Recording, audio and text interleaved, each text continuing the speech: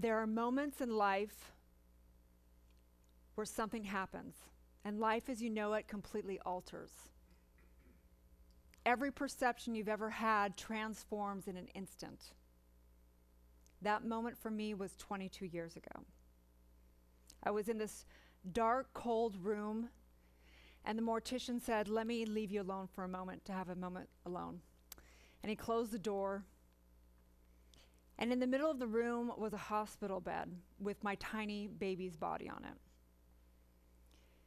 And you see, it was less than 24 hours before that I had realized that my baby had stopped moving in my belly. And I had read in the book what to expect when you're expecting, that if your baby stops moving, you should go into the doctor and have it checked out. So I was in college at the time and waiting tables at night, and I thought, well, I better just swing in there after school today. And it was late. It was about, right before 5 o'clock, and I walked in, and I told the nurse, I just don't know. I don't think the baby's moved today. I just thought I'd come check it out. She said, "No worries at all. Let's just go in the back and, see what's up." So if you guys have ever seen an ultrasound, they put that little lube on your belly, and they put the little thing on there that makes the image on the screen. And instantaneously when she did that, you can see the heartbeat really fast when you see an ultrasound. And right away, there was no heartbeat. And we both were looking at the screen, and she didn't even look at me. She said, "Let me call the doctor." So she came back in a couple minutes, and she said, "The doctor will meet you over at the hospital." And I said, "Okay." So I called my husband at the time, and we met over at the hospital. And again, we went in for a professional ultrasound. We went in there, and they lubed my belly up. The doctor, looked at the screen, and he looked at me, and he said, "I am so sorry. Your baby has died. And you have a couple choices. You can either go home and you'll naturally start to go into labor, or we can induce you." And I went, "What? My baby has died, and now I have to go into labor to give birth to his body. Okay, let's do this." So we went in. 4 hours later, I gave birth to his body. And at that time, the protocol for a stillborn was you're to grieve a lot. So they recommend bathing your baby, dressing your baby, taking pictures of the baby.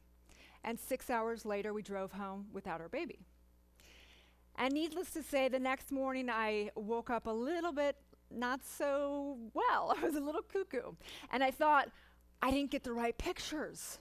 I didn't have the bag that I was planning on taking to the hospital with me, all the cute clothes that I wanted to take of my baby.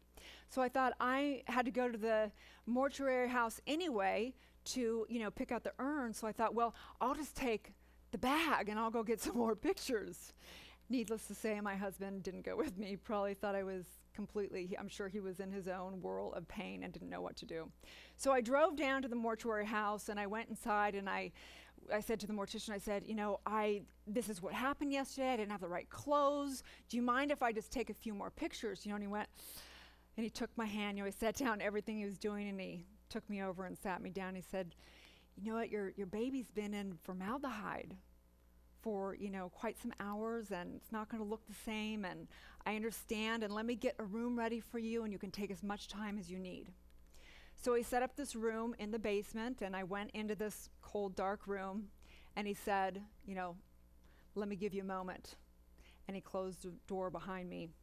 And so here I was in this room, and I walked over to this hospital bed, and there was his tiny body on this hospital bed, and it was like one of those moments where the weight of the entire universe was on my shoulders. Like I literally, I felt like I hadn't even cried much the day before. I think I was just in so much shock. And my entire universe, like shattered in a million pieces. I had the weight of the world on me. That feeling when you have like a lump in your throat where it just thought like, how could God be so cruel? How could life be so cruel? I felt like the most alone I'd ever felt in my life. I felt so abandoned. I felt like my husband had abandoned me. I just felt as alone as hell. If you could experience a hell on earth, it was in that dark room. And I started crying like streams, and just every, all the tears, every pain from everything that ever happened in my life was coming out. And then something happened. It was like in a moment. I looked at his body and I thought, wait a second. He's gone, but his body's here. We're not these bodies. And I thought, I'm not this body. And it made, all of a sudden, it was like the whole universe just shifted. And I went, there's something so much more going on here. And in that moment, I made a decision. I made a choice at a soul level to figure out what we're doing. Who am I? And what is my spiritual nature? And they say that some of the hardest things we ever go through become the biggest blessings of our life. And this is truly what that was for me. So, fast forwarding to today, as you know, I'm in ministry school and with Karen, and it's been this amazing journey, incredible journey. But so we had our written exam about 2 or 3 weeks ago. And yes, we passed. We're still here. Yes. And we have our orals in June 1st, pretty much, up in Santa Barbara. And so, we had our interview about our vision for our ministry about a week and a half ago or something like that. And so I've been really sitting in this, what does this look like, And so my entire life is this landmark of having a stillborn. It's kind of like before Christ, before stillborn, and after stillborn, AD. And I was looking at my life, what does this look like? Because I was 22 years old when I had a stillborn, and I'm turning 44 in September. So it's this numerological kind of synchronistical crazy thing, like I'm coming to the end of this exact chapter. My book is coming out, my platform's coming out, ministry is closed. Like, it's weird how eerie it is, how everything's coming to the end of this chapter. And so I'm going, wow, as we know, one door closes, it's a whole new, it's a whole new adventure. Nothing ever ends. It just goes into a new chapter. And so I'm looking at this whole thing and I'm going, what is this vision? And I started looking at my life. And as we teach in this teaching, we teach that we are here to direct energy through the law, right? And so I'm looking at my life and I'm looking at these chapters because the chapter before the stillborn was completely chaotic. I mean, honestly, I grew up in California, in Santa Barbara. And so I don't know if how many of you guys grew up in California? Okay, a lot of us. So I don't know if you came from spiritual or religious backgrounds, but I did not. So it was completely insane, pretty much. I grew up in a hippie commune on the hills of Santa Barbara, which is a total paradox. And I was like up on these gorgeous mountaintops with like oak trees and spirit just everywhere.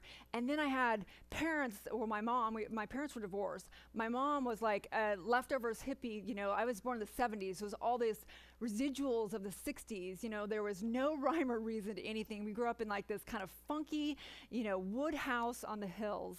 And I remember literally looking out of my window, my living room window one day, and there was a neighbor naked with like a hat and boots on, like gardening, like I'm sure he was probably, drunk or high, I have no idea. But it was like poverty all the way to a quarter of the mile down the road was Jane Fonda's ranch. So literally you go over there and it's like, we got Joe Cocker and, Michael Jackson and some political people sometimes.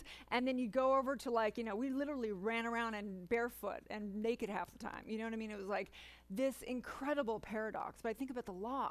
I think about our use of energy, and it was like I think about like if you were in the middle of a hurricane, and you're swirling around and you don't know what's up and what's down, and you're swirling around. There's no spiritual, distinctions here. There's nothing foundational. And this is the whole chapter of my life of before I had the stillborn. Going into high school, people were, the kids were starting to do drugs and alcohol. It was just more insanity. The veil came on even stronger, And then luckily I wasn't into drugs and alcohol, but I had a food thing. So I was bulimic from the time I was 17 to 20. So it was, literally hell. And I thought, I know exactly what's going to solve this. I think I'm going to get a husband and get a white picket fence. That will solve all of it. So needless to say, I was very young, unhappily married, and bless his heart, the man's amazing. It didn't work out, but it was because it was just, we didn't know what we were doing, right? So then the stillborn comes, and then I made a decision in that room, in that dark moment, to figure this whole thing out. And let me tell you, it didn't get easy. It was like, the analogy for this is like, imagine you have a puzzle of 1,000,000 pieces, and you're like, okay, I'm going to put this puzzle together. You know, it's not an easy thing. So it's like, I started reaching for everything. I started reaching for every book, every seminar, everything under the sun, and slowly began to kind of put these pieces together.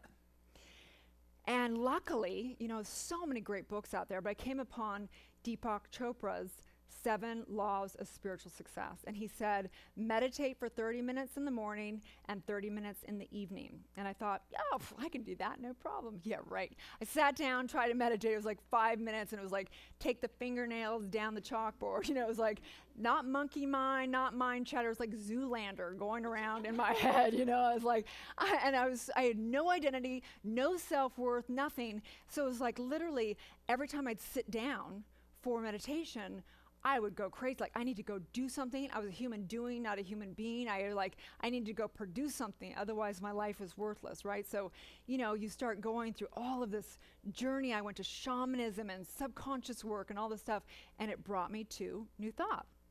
And what I love about New Thought, and I didn't realize I was studying New Thought for many years, a lot of this teaching, the law and the truths, you know, and you get in meditation, and as we know, the truth is revealed. So when I came to this teaching, I was like, oh, thank goodness, there's an actual community around this. And by the way, we need a lot more marketing, you guys, because it would have been a lot easier if I found this years back. It took me a long time to find it.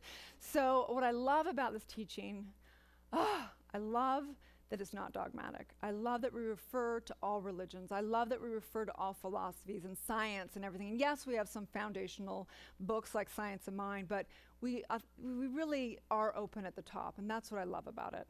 And I also love what this teaching has really done for me in my life is, you know, a lot of the truths are revealed, but it's different to live the truth. To know the truth and live the truth are 2 different things. And so for me, that is what this teaching has really brought to my life. And as Paulette has so profoundly taught me, is that there are absolute truths and relative truths. And, you know, we have the absolute truths, which are, you know, the law of the universe, how we co-create with the entire universe, our spiritual nature. Our relative truths are our unique individual for each and every one of us. And so that's what this teaching has taught me, is how to fully step into my power in this. And so knowing this, going back to that day in that dark room, having a stillborn, it was like 1 month to the day later that I got pregnant with my son, who is now going to be 21 in August. And I look at my life and I look at my son, and I look at him, and there's a paradox there, because I know there's something that is transient in this world. This body is transient. This identity is transient. This material stuff is transient. But what's real is the truth. What's real is that eternal nature in us. And so I know, going into the vision of my ministry, it doesn't matter so much what the form is. What matters is how we embody the work. Because as we know with the ministers in this teaching, it's who is the most powerful in embodying it that attracts that profound community. And so I know that this beautiful thing called life, you know, Mark Twain says there's 2 most important days of your life. One is the day you're born, and one is the day you discover why. And so I know that my son may have died in this form that day of being a stillborn inside of me, but I was born that day down in that room. And so I know that life is unfolding perfectly. Thank you so much. Namaste.